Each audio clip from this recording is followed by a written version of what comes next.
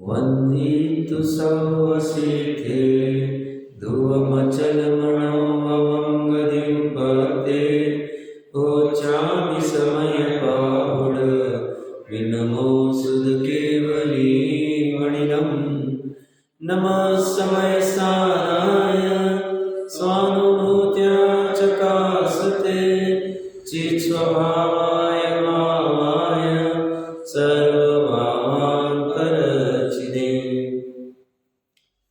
समेसा जी महान ग्रंथाधिराज है, सर्वविशुद्ध ज्ञान अधिकार 10वां अधिकार। यहाँ पे जितनी भी मोक्ष अधिकार तक की चर्चा चली है उसमें कुछ कहना रह गया है या कुछ विशेष कहना है या उसी को वापस कहना है, इसके लिए सर्वविशुद्ध ज्ञान अधिकार में सबका निचोड़ दिया जा रहा है। जैसे कल हमने चर्चा की थी 320 से 344 गाथा ले लो आप, 331 गाथा, इसके 12 गाथाओं के बीच में सार रूप में इतना ही है, पर्याय को कर्ता कह रहे, बंध का भी और मोक्ष का भी। भले ही यहाँ पे चर्चा में भी चलेगा कि भाव कर्म का कर्ता जीव ही है, प्रमाण का जीव, ये आधार की अपेक्षा से चलेगा। बट एक तरफ वो कह के आ रहे हैं कि गुण और गुणों का समरूप द्रव्य तो करता ही नहीं, किसी कुछ भी नहीं कर रहा, तब परिणामी उस तत्व है और पर्याय भी ऐसा ही अनुभव करे तो उसका सुखी होने का प्रारंभ हो जाता है। अपनी 328 से 331 4 गाथाओं में चर्चा का सार इतना ही है कि जीव है और पुद्गल मतलब कर्म है। तो जो मिथ्यात्व है उसका अगर कर्ता पुद्गल को माने तो मिथ्यात्व अचेतन सिद्ध होगा, बट ऐसा है नहीं। जीव पुद्गल को मिथ्यात्व रूप करता ऐसा माने तो जीव मिथ्यात्व आदि से रहित होगा और फिर पुद्गल ही मिथ्यात्व हो जाएगा। जीव और दोनों के मिलके माने तो फिर पुद्गल को ही फल भोगना पड़ेगा, और दोनों का न माने तो पुद्गल का वो स्वभाव होगा, क्योंकि मिथ्यात्व तो दिखता है, जानने में आता है, ज्ञान से कुछ अछूता नहीं। ज्ञान अगर सोचे मिथ्या परिणति आदि को तो उसे समझ में आ सकता है। तो ये कह रहे ये चारों संभावनाएं पॉसिबल नहीं है, मिथ्या है। तो फिर सत्यार्थ क्या है? तो सत्यार्थ यही है कि भाव कर्म का कर्ता जीव को कहना पड़ेगा। यहाँ अमृतचंद्र आचार्य देव की टीका के ऊपर थोड़ी चर्चा कर लेते। 595 नंबर पेज के ऊपर जीव ही मिथ्यात्वादी भाव कर्म का करता है। फिर से सम्यक एकांत की बात चालू कर दी। जब जब ही लगाएगा आप समझना, अगर आचार्य प्रामाणिक है और शादवादी है तो उसका मतलब वो सम्यक एकांत है। तो जीव ही मिथ्यात्वादी भाव कर्म का करता है, क्योंकि यदि वह भाव कर्म अचेतन प्रकृति का कार्य हो तो उसे भाव कर्म को अचेतनत्व का प्रसंग आ जाएगा, बट वह अचेतन नहीं, चेतन में ही उत्पन्न होते। दूसरा, जीव अपने ही मिथ्यात्वादी भाव कर्म का करता है, दूसरी बार ही लगा रहे, क्योंकि यदि जीव पुद्गल द्रव्य के मिथ्यात्वादी भाव कर्म को करे तो पुद्गल द्रव्य को चेतनत्व का प्रसंग आ जाएगा। जीव ने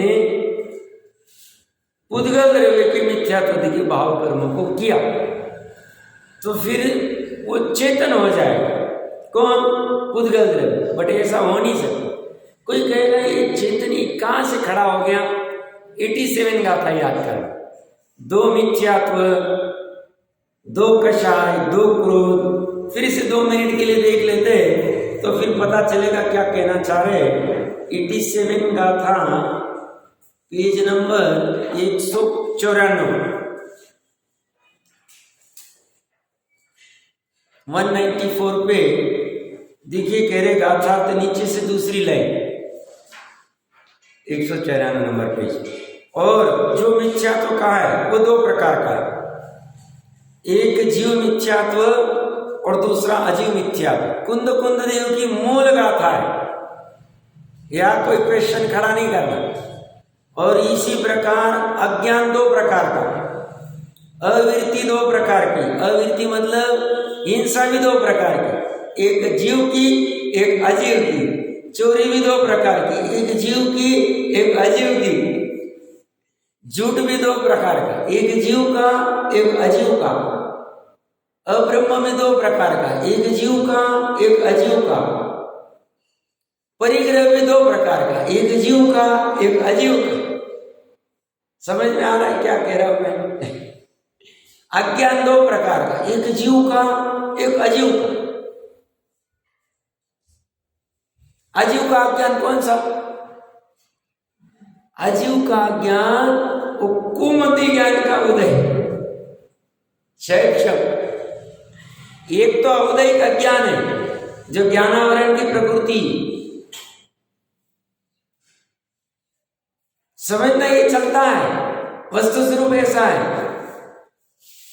ऐसी वो द्रव्य कर्म की परिणति की योग्यता, मैंने कल उदाहरण दिया ना, कल परसों, आम का जैसा परिणमन उन परमाणुओं का हुआ है, वैसा शक्कर और नमक का नहीं। स्पेशल क्वालिटी, ऐसी स्पेशल क्वालिटी उस द्रव्य कर्म की, उस पुद्गल की है जो कर्म रूप है, कर्म रूप में भी उस कर्म की है जो अज्ञान रूप है, जो हिंसा रूप है, जो चोरी रूप है, जो झूठ रूप है।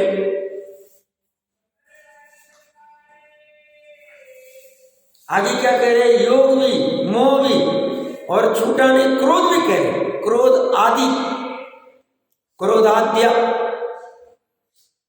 तो एक जीव क्रोध कर रहा है और एक अजीव का क्रोध है। अजीव का क्रोध मतलब द्रव्य कर्म का, द्रव्य कर्म का क्रोध कौन सा?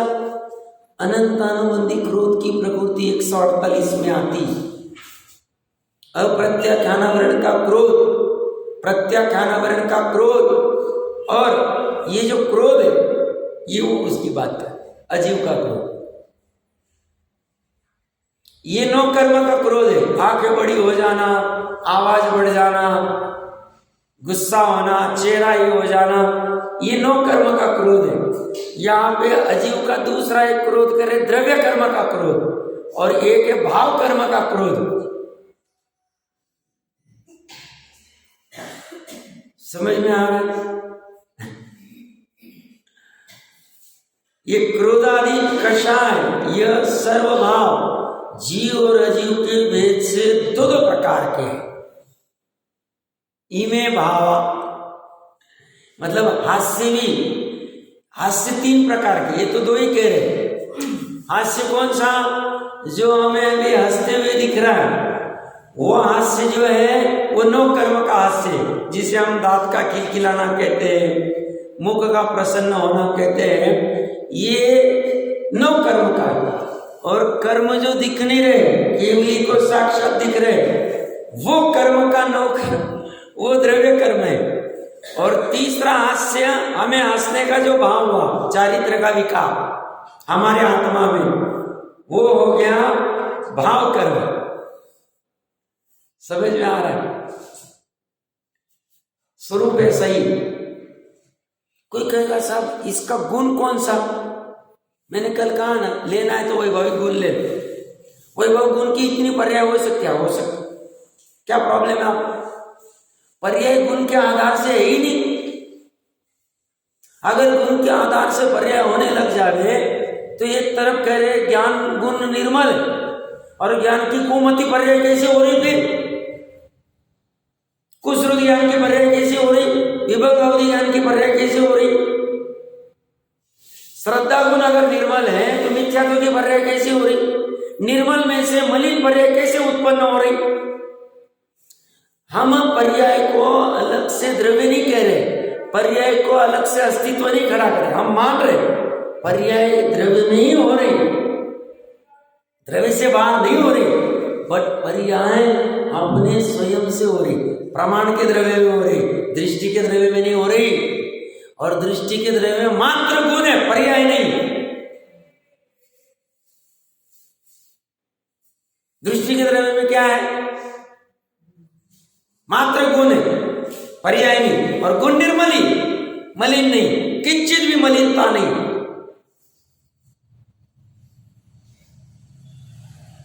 ऐसा क्यों है? वस्तु का स्वरूप। तो फिर यहां पे जीव को भाव कर्म का कर्ता क्यों कह रहे? पूरे प्रमाण के द्रव्य की अपेक्षा से कह रहे भैया, उसमें गुण भी है, गुणों का समरूप दृष्टि का द्रव्य भी है, उसको भी ले लिया साथ में। क्यों? क्या साहब ऐसा? कोई घर है, 4-6 व्यक्ति रहते हैं, उसमें से एक व्यक्ति बुरा खराब काम करता है, सप्त व्यसन करता है या खराब काम करता है, झूठे काम करता है, जो भी कुछ करता हो, लोगों को ठगता है, पूरे घर को हमने खराब कह दी, हमारी विवक्षा। कभी हम उसी व्यक्ति को खराब कहेंगे, कभी पूरे घर को खराब कह देंगे, हमें जो लगता है हम कहेंगे, शादवाद है, अपेक्षा है। अब वो व्यक्ति खराब है, बाकी के 4 सदस्य खराब नहीं है, बट हमने पूरे घर को खराब कर दिया क्योंकि वो पूरे घर को हम एक ही मान रहे।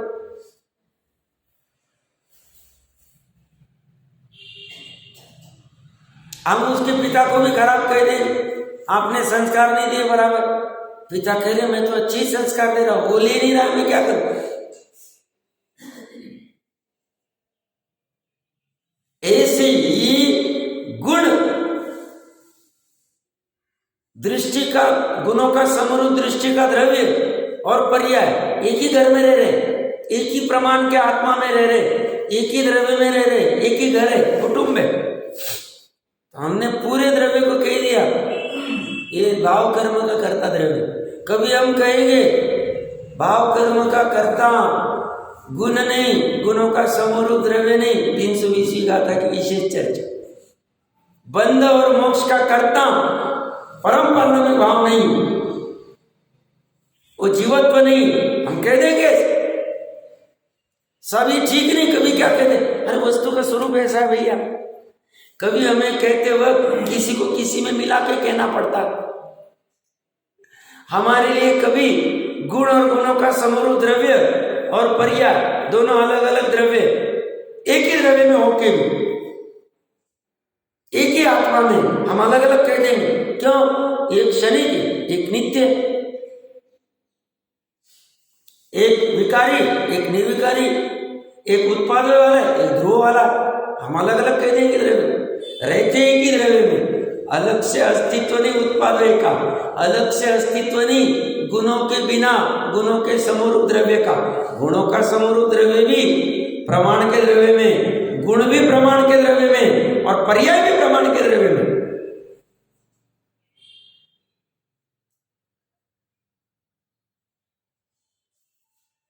समझ में आ रहा है?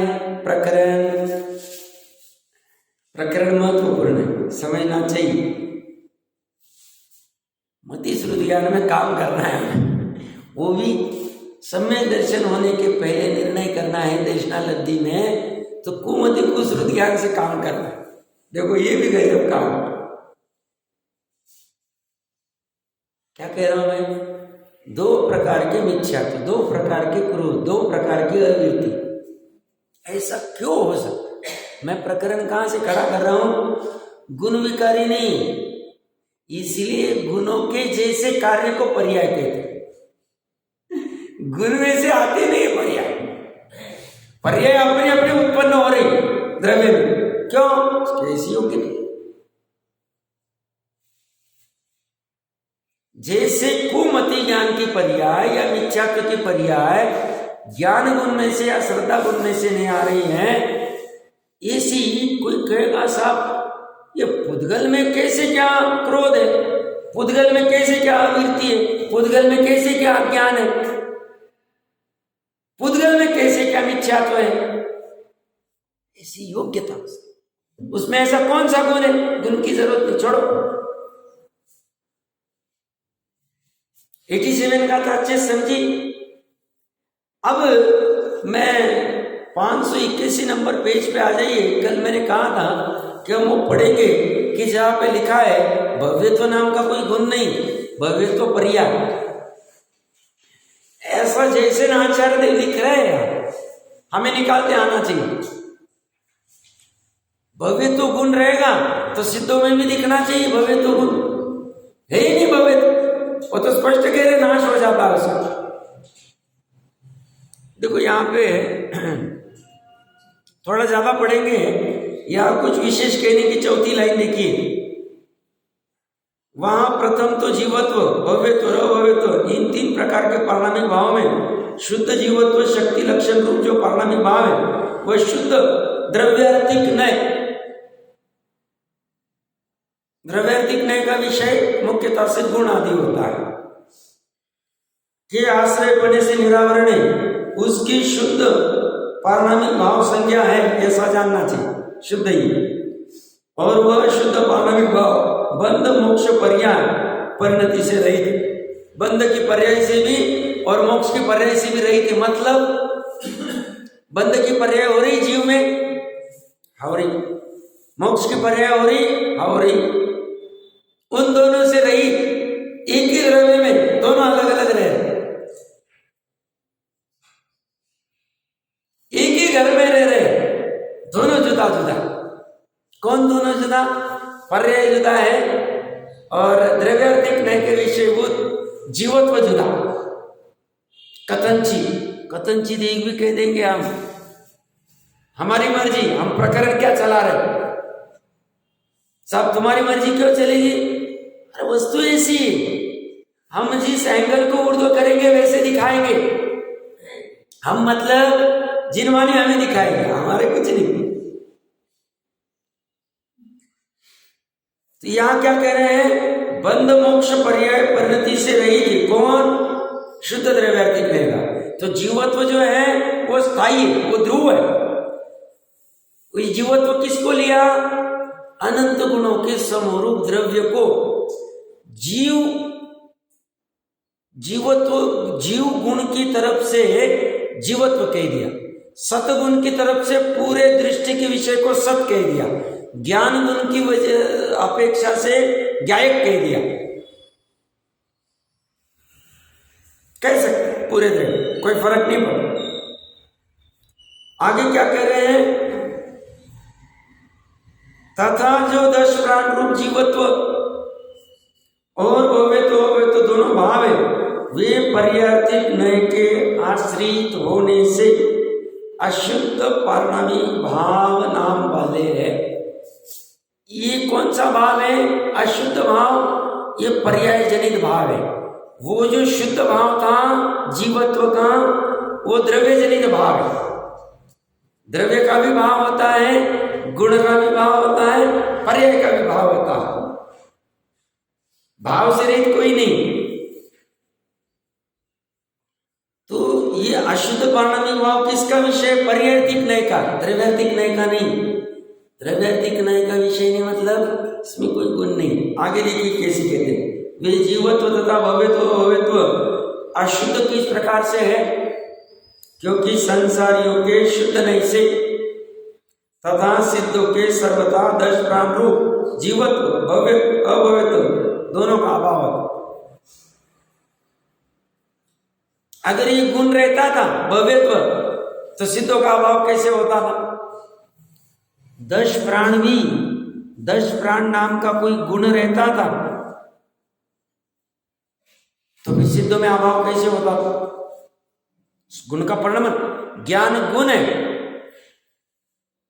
ज्ञान गुण की पर्याय चलती जा रही, भले ही मति ज्ञान की, श्रुति ज्ञान की, अवधि ज्ञान की, मन पर्याय ज्ञान की, कुमति ज्ञान की, कुश्रुत ज्ञान की, विभंग अवधि ज्ञान की, 7 पर्याय का नाश हो गया, मात्र केवल ज्ञान पर्याय रहेगी। बट पर्याय तो है। पर्याय होने के लिए गुण होना जरूरी नहीं है, मैं कहना, मैं इसके लिए पढ़ा रहा हूं। अगर है तो 10 प्राण के लिए कौन सा गुरु ने कहूंगे, बताओ? 10 प्राण है या नहीं है ना, पारमार्थिक भाव में कह रहे व्यवहार प्राण है ही। 10 प्राण सिर्फ जड़ के थोड़ी, ये जड़ का जो आंख दिख रही है चक्षु बल प्राण, चक्षु इंद्रिय वाला, वो तो जड़ का है। अंदर में जो चक्षु इंद्रिय के जो जीव का भाव प्राण है वो तो जीव का, वो पर्याय में, वो पर्याय के लिए गुण कौन सा?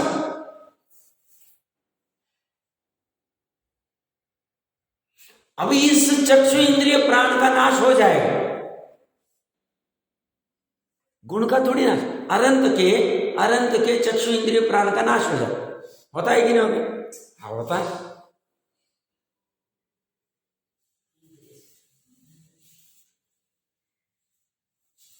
आंखें है, हाँ है। नासाग्र दृष्टि, द्रव्य प्राण है, भाव प्राण नहीं।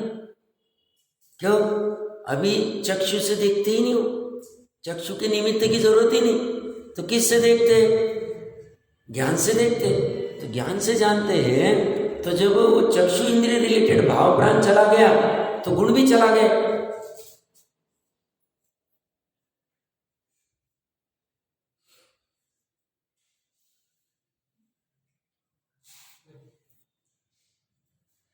उसके अभी कायबल प्राण है, कायबल प्राण का कौन सा गुण है जीवन? बोलो, 10 प्राण में से कायबल प्राण का अभाव होता है कि नहीं सिद्धों को? होता है।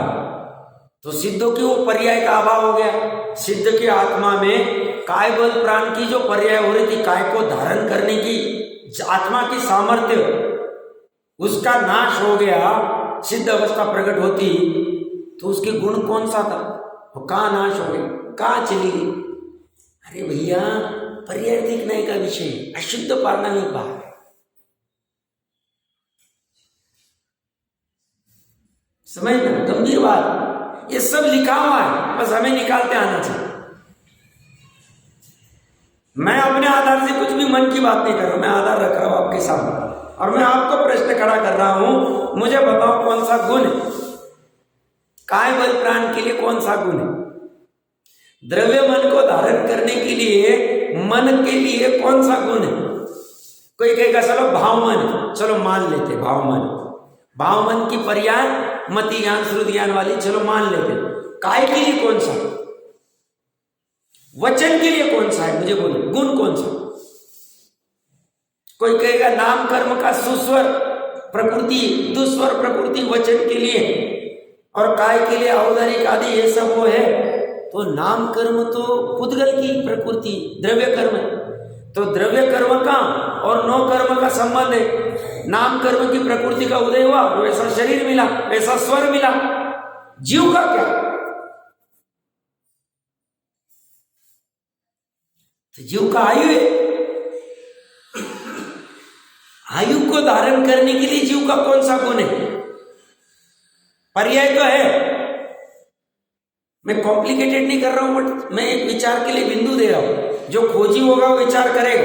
मैं भी शक्ति प्रमाण प्रयास करता रहता हूं।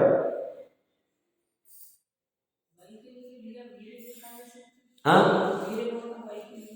बल के लिए, बट अभी मतलब शरीर की बात कर रहे हैं आप, शरीर के हलन चलन आदि के लिए, तीनों के लिए, मन वचन और काय के लिए। मतलब मन के लिए आप भाव मन कह रहे हैं, जो ज्ञान की पर्याय, काय के लिए और वचन के लिए उसको भी वीर्य गुण। बट वीर्य गुण तो सभी में लगता है, क्योंकि सभी जगह परिभाषा में क्या होता है? ज्ञानावरण के और वीर्यांतराय के एक्सेप्शन। तो सब जगह लगेगा फिर वैसा। फिर एक ही गुण के फिर इतने सारे काम हो जाएंगे। काय में भी चलेगा, वचन में भी चलेगा, सब जगह चलेगा, फिर आयु में भी चलेगा। फिर मैं प्रकरण क्या घटित करना चाह रहा हूं, यहां क्या कह रहे हैं? भव्यत्व का अभाव हो गया, मतलब उस पर्याय का अभाव हो गया सिद्ध अवस्था में। तो पर्याय का अभाव हुआ तो गुणों के कार्य को पर्याय कहते, तो गुण का भी अभाव हो जाए। बट ये कह रहे हैं द्रव्यार्थिक करने का विषय ही नहीं, ये चर्चा सामान्यतः चलती नहीं, इसलिए मैं ले रहा हूं। मैं तो आगे भी बढ़ सकता हूं, बड़ा फिर बिंदु दे रहा हूं। मतलब अपना धर्म क्रियाकांड का धर्म नहीं, खोज का धर्म है। ये भी मैं प्रूव करना चाह रहा हूं ये चर्चा करके। ये सब खोज की बुद्धि, ये सब चिंतन चलता है। ये जो टोडरमल जी वगैरह सब ये चर्चा करते थे, ये जो शैलियों में पढ़े थे, ऐसे ही करते थे। ये बाकी के काम नहीं करते थे। तुमने कहां से शर्ट खरीदा, कहां से कपड़े लिए, कैसा धंधा चल रहा है, और कहां से पैसे ज्यादा मिले, ये चर्चा नहीं करते हो। ये करते ही है कैसा स्वरूप। ये दो आवृत्ति कह रहे, दो क्रोध कह रहे सप्तशिवी गाथा में, दो ये कह रहे, मतलब क्या कह रहे। ये जब तक भाव वासन नहीं होता है तब तक चर्चा चलती रहेगी। ये भव्यत्व का अभाव होना मतलब क्या। फिर हमने जो पढ़ा था, गुणों के कार्य को पर्याय कहते, गुणों के विकार को पर्याय कहते, तो अभी पर्याय का ही अभाव हो गया, तो गुण का अभाव हो गया। गुण का क्या होगा।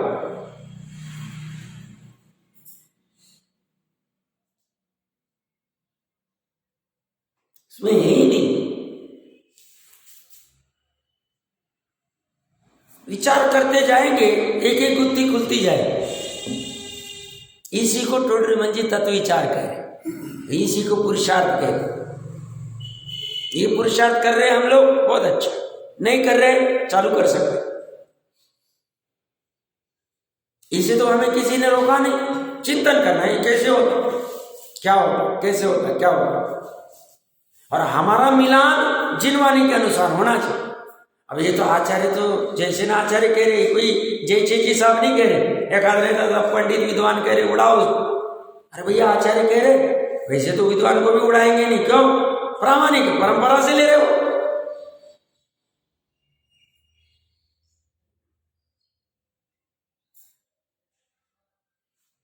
देखिए फिर से क्या कह रहे, संसारियों के शुद्ध नहीं से तथा सिद्धों के सर्वथा 10 प्राण रूप जीवत्व भी चला गया,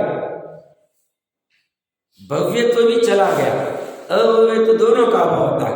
उन तीनों में भव्यत्व। अभी चलो बहन जो कह रही कि वीर्य गुण की पर्याय हो रही थी और फिर वहां पे अनंत वीर्य का उत्पन्न हो गया, अनंत आत्मिक सामर्थ्य हो गया, तो इनका अभाव हो गया। ये जो शैव वाला वीर्यांतर है मतलब चला गया, तो मानते हैं। अब भव्यत्व का क्या करेंगे। देखो भव्यत्व में क्या कह रहे, उन तीनों में भव्यत्व लक्षण वाले पारणामिक भाव का यथा संभव सम्यक अद्वादी जीव के गुणों का घात करने वाला देशघाती व सर्वघाती नामक मोह आदि कर्म सामान्य पर्यर्थिक नए से प्रच्छादक होता है, ऐसा जानना चाहिए। मतलब मिथ्यात्व अवस्था में ये ढका हुआ, प्रच्छादक मतलब ढका हुआ। कौन, भव्यत्व। क्यों, सम्यकत्वादी गुणों का घात हो रहा। किससे, देशघाती सर्वघाती प्रकृति। कौन सी, मोह आदि द्रव्य कर्म की। ठीक है, ढका हुआ। फिर क्या हुआ, और वहां कालादि लब्धि के वश से जब भव्यत्व शक्ति की व्यक्ति होती, भव्यत्व शक्ति मतलब पर्याय की हम चर्चा कर चुके, शक्ति का अर्थ या पर्याय लेना। तो भव्यत्व नाम का कोई गुण नहीं, गुण रहता था अभाव हो जाता था। तो इसकी व्यक्ति होती, प्रगतिकरण होता है, तब यह जीव सहज शुद्ध पारणामिक भाव लक्षण रूप नीच परमात्मा द्रव्य के सम्यक श्रद्धा, सम्यक ज्ञान और अचूक पर्याय से परिणमता। मतलब इसकी परिणति थी, वो परिणमन आगे का फिर पढ़ लेना। अभी ये हो गया, मतलब ढका हुआ था, फिर प्रकट हो गया और फिर नाश हो गया।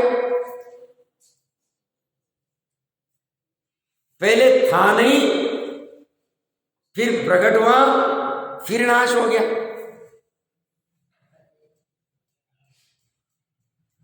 जैसे अभी इसी को अच्छे से समझना, कुमति ज्ञान के पर्याय कुश्रुत ज्ञान की पर्याय थी, सम्यक पर्याय ढकी हुई थी, सुमति सुश्रुत ज्ञान की पर्याय हुई, और उसका भी अभाव के केवल ज्ञान की पर्याय हो गई। अब ये दोनों पर्याय का अभाव है, कुमति की भी पर्याय नहीं रही और सुमति की भी पर्याय नहीं, अब मात्र केवल ज्ञान की पर्याय रही। योग्यता, पर्याय की योग्यता। गुण कुछ नहीं कर रहा है वो पर्याय बदलने के लिए, पर्याय अपने स्वयं के सामर्थ्य से खड़ी हो रही। भले ही विकार रूप रहो, निर्मल रहो, एक देश निर्मल रहो, संपूर्ण निर्मल रहो, अभाव भी उसका अपनी सामर्थ्य से हो रहा है। अभी किसी किसी के अवधि ज्ञान नहीं होता है और बाद में प्रकट हो जाता है। अवधि ज्ञान था नहीं, अवधि ज्ञान प्रकट हो गया और अवधि ज्ञान का वापस नाश हो गया। क्यों? अनुगामी, अननुगामी, प्रतिपाती, अप्रतिपाती आदि बहुत सारे भेद, प्रतिपाती भेद मन पर्याय में। इसमें जो भी रहेगा मतलब गिरने वाला, नहीं गिरने वाला, अब वो पर्याय कहां चली गई? अवधि ज्ञान, अवधि ज्ञान की पर्याय गई कहां? और ज्ञान गुण को ऐसा क्या लगा कि अभी अवधि ज्ञान की पर्याय उत्पन्न करते और बाद में ऐसा क्या लगा कि अवधि ज्ञान की पर्याय को नाश कर देते? ऐसा क्या हो? ज्ञान गुण को क्या लगा? मेरा प्रश्न है। कोई कहेगा साहब ज्ञानावरण के ऐसा शैव आदि कुछ हुआ क्या अवधि ज्ञान प्रकट हो गया, ज्ञानावरण का ऐसा कोई उदय आया, अवधि ज्ञान चला गया? ऐसा अगर है तो अभी जैसे आचार्य देव की टीका है, ये इसी की टीका, ये जो 4 गाथा उसमें वो कह रहे अगर द्रव्य कर्म से ही ये गजब काम किया जैसे आचार्य देव ने, ये गजब गाथा है, तब मैं विस्तार से चर्चा करूंगा। अगर द्रव्य कर्म से ही जीव का परिणमन होता है, मतलब सब कर्म का मिथ्यात्व, कर्म का उदय, इसलिए मेरे मिथ्यात्व के भाव हो रहे, ऐसा अगर है तो सम्यकत्व प्रकृति का उदय, दर्शन मोहनी की सम्यकत्व प्रकृति का उदय, और उस समय में सम्यकत्व का भाव है। शैक्षणिक सम्यक दर्शन कब होता है? शैक्षणिक सम्यक दर्शन कब होता है? तो मिथ्यात्व, सम्यक मिथ्यात्व और अनंत अनुबंधी के चा, ये छ प्रकृति का उदय अभाविक क्षय, सद अवस्था रूप उपशम और सम्यकत्व प्रकृति का सात्विक प्रकृति का उदय, जिसमें चलमलाकार दोष होते हैं। अगर उस सम्यकत्व की द्रव्य कर्म की प्रकृति के उदय से मुझे सम्यक दर्शन हो रहा है, ये सब माना जाए तो वो कर्ता हो जाएगा। बोलते ऐसा नहीं, उन्होंने तर्क दिया हुआ, कर्म की प्रकृति के उदय से थोड़ी हो रहा है मेरे को सम्यक दर्शन। जीव के सम्यक दर्शन रूप परिणमित हुआ, शैक्षणिक सम्यक दर्शन रूप निमित्त रूप में वहां थी, तो उसको कह दिया उपचार के भाषा में, उसकी वजह से नहीं हुआ। उन्होंने वहां बहुत अच्छा तर्क दिया। वो तो बोल रहे अगर तो ऐसा होने लग जावे तो शैक श्रद्धा आदि भी प्रकट नहीं होगी। अच्छा खोला है, तब वो चर्चा करेंगे। इन्हीं 4 गाथाओं में चर्चा।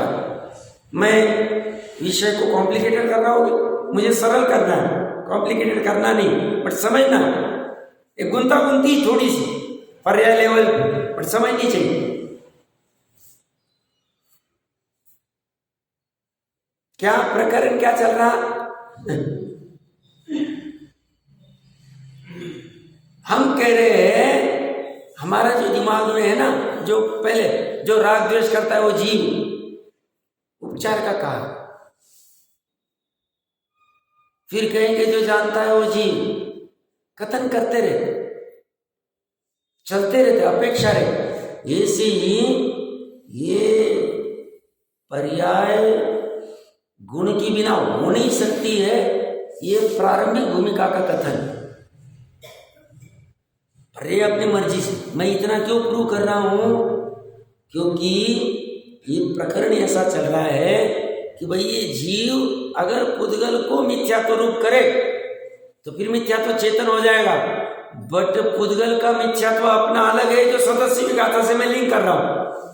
2 मिथ्यात्व, 2 क्रोध, 2 अवृत्ति, उसका अपना पुद्गल का परमाणु का मिलके कर्म का अपनी योग्यता से वैसा उतने काल के लिए परिणमन होता है, ये मैं कहना चाहता हूं। उसकी पर्याय में हो, उसका ऐसा कोई गुण नहीं, ऐसा कोई स्वभाव नहीं। किसी को शंका इतनी सारी चर्चा का कि नहीं नहीं हमें समझ में नहीं आया, या ये हमें समझ, ये नहीं हमें ठीक नहीं लग रहा है, ऐसा कोई होगा तो बताओ, सबका फायदा हो जाए।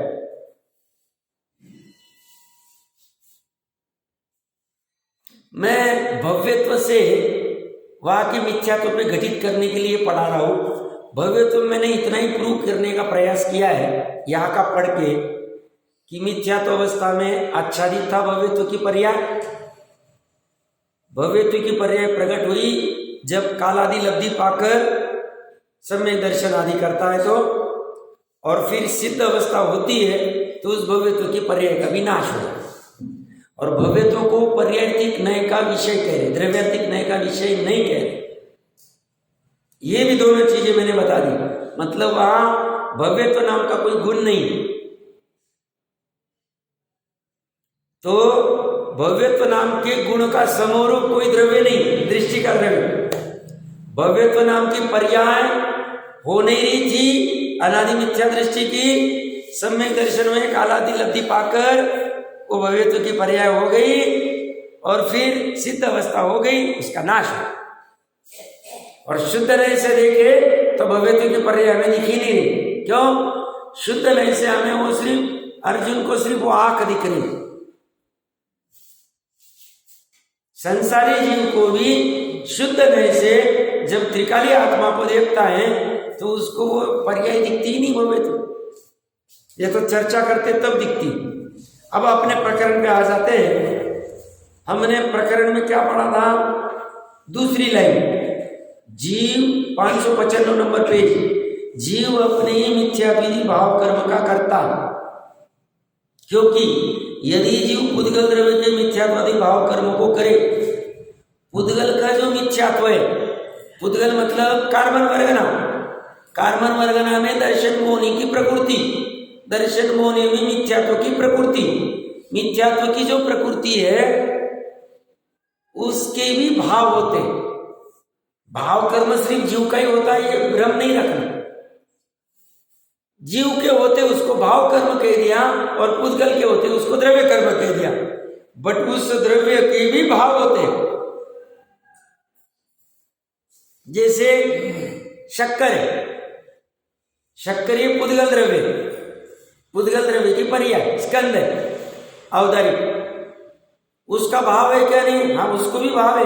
उसके रस गुण का मीठा भाव है, स्पर्श गुण का जो कुछ होगा, तो उसी भी भाव कर्म होते हैं। ये मैं कहना चाहता। भाव कर्म का अर्थ मात्र कर्म का अर्थ वो यही नहीं पकड़ के बैठे। समझ में आ रहा है? तो ये आप कह रहे हैं अगर जीव पुद्गल द्रव्य के मिथ्यात्वादी भाव कर्म को करे, मतलब जीव पुद्गल द्रव्य में घुस गया कार्बन वर्गना में और उसने वहां पे जाके मिथ्यात्वादी भाव को कर दिया कि अभी तुम मिथ्यात्व रूप परिणमित हो जाओ, तुम ज्ञानावरण रूप हो जाओ, तुम क्रोध रूप हो जाओ, तुम मान रूप हो जाओ। ऐसा अगर करे तो पुद्गल द्रव्य को चैतन्यत्व का प्रसंग आ जाए। हो नहीं सकता, वो अचेतन ही रहेगा। वो अचेतन का अलग, हमारा अलग। कटोरी में पड़ा हुआ आम का रस अलग और ज्ञान में झलकने वाले आम के रस जो स्वाद झलक रहा है वो अलग, दो अलग अलग है। ये मानो कटोरी का आम रस आत्मा में नहीं जाता है। आत्मा का आम का रस का जो ज्ञान है जिसे हम आम रस कह रहे, वह कटोरी में नहीं जाता, दोनों जुदा जुदा। ऐसे ही पुद्गल का मिथ्यात्व कर्म का करता पुद्गल और जीव के मिथ्यात्व कर्म का भाव कर्म का करता जीव। ये बात चल रही, ये गले उतारना चाह रहे। तो इसका फायदा क्या होगा कि भाई मैं दूध का धुला नहीं हूं, मेरे में ये विकार हो रहे, ये विकार हो रहे मेरे लिए सुख कारण की दुख का कारण है। तो सब ये मिथ्यात्वादि के परिणाम होते तो ज्ञानी कहते दुख का कारण है, क्योंकि वो जब परिणाम होते तो नए कर्म आके बन जाते, वो बनते तो उसके अनुसार शरीर, संसार, जन्म मरण ये सब मिलता रहता है, दुख सुख प्रतिकूलता अनुकूलता चलती रहती। तो उसमें मैं अपना निराकुल सुख प्रकट नहीं कर पाता हूँ, सिद्ध अवस्था प्रकट नहीं कर पाता हूँ, तो मैं दुखी रहता हूँ, तो मुझे दुख अच्छा नहीं लगता है, तो उसका उपाय ढूंढना चाहिए दुख को दूर करने का। तो दुख का दूर उपाय क्या है? तो ये मेरे भाव कर्म जो हो रहे हैं जीव में, ये क्यों होते हैं? तो कहते हैं द्रव्य कर्म का उदय होता है, वो ज्ञान में झलकता है, और साथ में मिथ्यात्व और चारित्र मोह की वजह से उसमें एकत्व अपनत्व आदि हो जाता है। उस समय में ये उस रूप परिणमित होता है। तो इसे भान नहीं कि मैं चेतन हूं, पर द्रव्य मेरे में आती नहीं। ज्ञेय एक संकर दोष कर लेता है, ज्ञेय ज्ञान में आए नहीं, बट ये संकर कर लेता है और उससे एकत्व करता है, राग द्वेष करता है, और इससे नया कर्म बनता है। तो इसका उपाय तो ज्ञान से जानो वस्तु स्वरूप को, कि भाई ज्ञेय ज्ञान में आया नहीं, ज्ञेय ज्ञान में सिर्फ ज्ञान की वो आकार है, जानने में आ रहा है, जानने मात्र से वो वस्तु अपनी होती नहीं, जानने मात्र से वो वस्तु इष्ट अनिष्ट होती नहीं। तो जब वो इष्ट अनिष्ट जानने मात्र से होती नहीं, तो इष्ट अनिष्ट की कल्पना छोड़ दो। ज्ञान में जानने मात्र से वस्तु हमारी होती नहीं, हम में आती नहीं, हमें सुखी दुखी करती नहीं, तो ऐसा जानोगे तो श्रद्धा को ठीक करोगे और अपने त्रिकाली से अपना सुख है ये निर्णय हो जाएगा। श्रद्धा त्रिकाली से जुड़ जाए, ज्ञान जानना देखना चालू कर देवे, चारित्र को थोड़ा सा राग द्वेष करना है निचली भूमिका में करने दे, तो उससे क्या होगा? तो हम निर्भर हो जाएंगे। तो हम इतना टेंशन ले रहे थे, पुत्र ज्ञान में झलक रहा था, पुत्र को मैं ही छोटे से बड़ा कर सकता हूँ, उसकी पढ़ाई मैं ही कर सकता हूँ, उसका जॉब उसका व्यापार मैं ही करा सकता हूँ, उसकी शादी मैं ही करा सकता हूँ, उसके बच्चों को मैं ही पालन पोषण कर सकता हूँ। ये जो भार लेके बैठा है, ये भार उतर जाएगा तो निर्भर हो जाएगा, तो सुखी हो जाएगा। सुखी होने की और कला क्या? इसके अलावा और कला क्या? बाहर लेके बैठ, मैं पैसे कमाने नहीं जाऊंगा तो घर में खाने कौन खाएगा? घर को कौन चलाएगा? घर कहां चल रहा है भैया? घर तो एक जगह स्थिर है, ये घर को चलाना चाहता है। अब ये भ्रम कहां खड़ा हुआ? जीव की परिणति।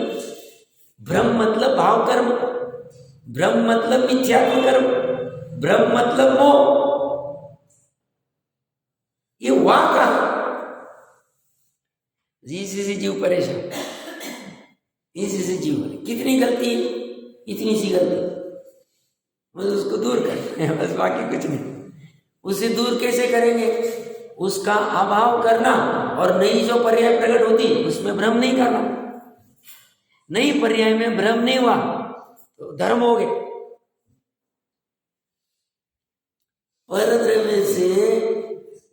परद्रव्य से मुझे सुख मिलता है, परद्रव्य से मैं सुखी होता हूं, मैं परद्रव्य का करता हूं, परद्रव्य मेरा करता है, ऐसी अभिप्राय की वासना को दूर करना, ऐसा भ्रम दूर करना धर्म है, जैन धर्म।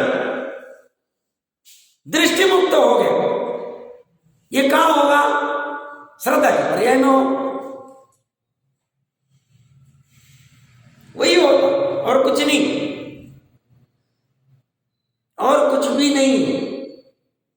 मुझे भी बहुत हवा लगता था, ये होता कैसे, होता कैसे, इतना सरल है। अभी ये बात भी अगर हमारे दिमाग में बैठ जाए, ऐसा हो रहा है और ये कर रहे, भले ये भी तुरंत अपनी परिणति में नहीं भी शुद्धता, बट ये बात बैठ गई, समय नाम निकट भविष्य, समय ना थोड़ी काल में ये सब दूर हो जाएगा और निर्मल पर ये प्रकट हो जाए।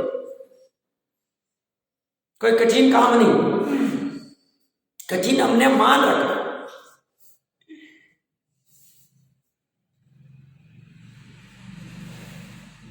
अवसर बने रहने चाहिए, इसलिए इतने दान व्रत चिन्ह तब खड़े किए हमने, ताकि ये समझ में आ जाए ये वाला धर्म,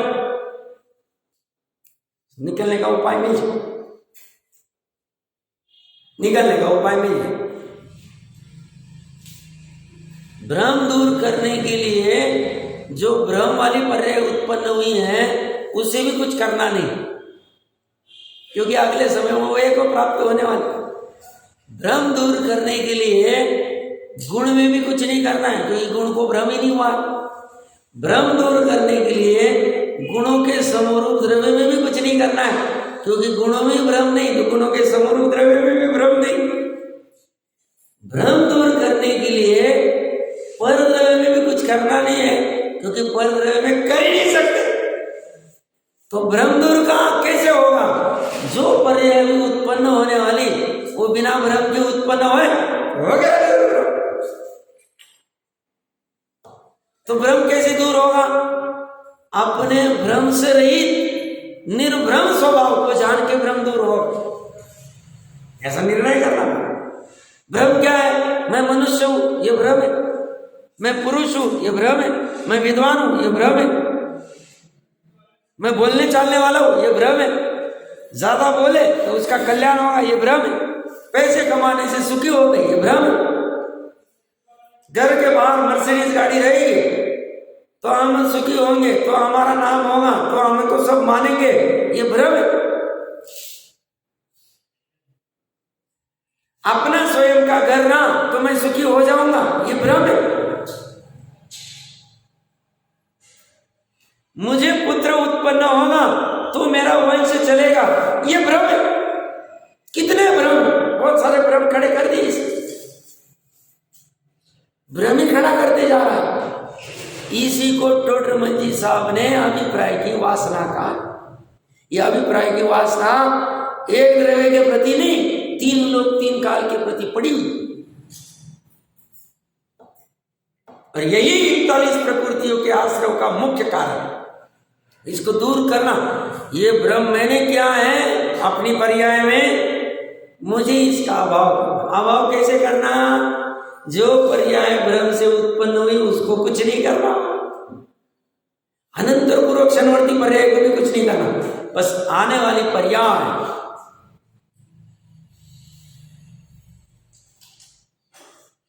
वैसी उत्पन्न न हो, कैसी भ्रम वाली निर्मल हो जाए।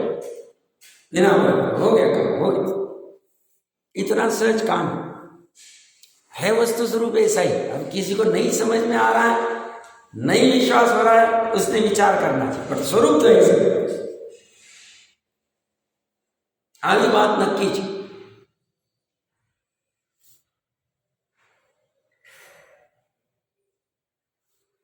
तो ये मिथ्यात्वादी रूप पुद्गल द्रव्य को चेतनों का प्रसंग आ जाएगा, और जीव तथा प्रकृति दोनों मिथ्यात्वादी भाव कर्म के कर्ता है, ऐसा भी नहीं। तो तीसरा ऑप्शन, क्योंकि यदि वे दोनों कर्ता हो तो जीव की भांति अचेतन प्रकृति को भी उस भाव कर्म का फल भोगने का प्रसंग आ जाए। मैंने कल उदाहरण ली, वो भी भोगेगी। कोहिनूर हीरा में जो पुद्गल जड़ा है वो सुख का वेदन कर रहा है, भाव कर्म का फल भोग रहा। देखो साहब, मैंने वो भी मिथ्यात्व का फल भोगेगा, मिथ्यात्व का फल भोगता ही नहीं। फिर औदारिक वर्गना को भी मिथ्यात्व का फल भोगना पड़ेगा, आर वर्गना को भी भोगना पड़ेगा। 22 कोई भोगता उगता नहीं, तो कहते हमें क्या फर्क पड़ता? हम रोटी के स्कंद में जुड़ जावे, या सब्जी के स्कंद में जुड़े, या कोहिनूर हीरे के जुड़े, या और कोई परम औदारिक शरीर के जुड़े, या कोई कीचड़ के जुड़े, या कोई विष्ठा के जुड़े, हमें क्या फर्क पड़ता? हमें ज्ञान ही नहीं, हम कहाँ जुड़े एक, और हमें सुख दुख का वेदन ही नहीं होता, क्योंकि हमारी वो परिणति ही नहीं होती। अभी धर्मास्तिका है, पारणामिक भाव रूप परिणमित हो रहे, पारणामिक भाव रूप अनादिकाल से परिणमित हो रहे, अनंत काल तक परिणमित होंगे। ऐसा परिणमन करने से उनको सुख हो रहा है, अनंत सुख हो रहा है, अव्यवहार सुख हो रहा है। उनमें सुख दुख का वेदन करने का कोई भाव ही नहीं, कोई पर्याय नहीं। क्या फर्क पड़ता है उनको? इसी पुद्गल को भी फर्क नहीं पड़ता है, स्कंद रूप रहे, परमाणु रूप रहे, औदारिक रूप रहे, कार्बन रूप रहे, ध्यानावरण रूप रहे, अंतराय रूप रहे, मोहनी रूप, कुछ फर्क नहीं पड़ता। वो उसका फल भोगता नहीं है। ये तीसरा बिंदु, वहां अपना समय आ गया और कुछ चर्चा वो करने वाले, देखते क्या।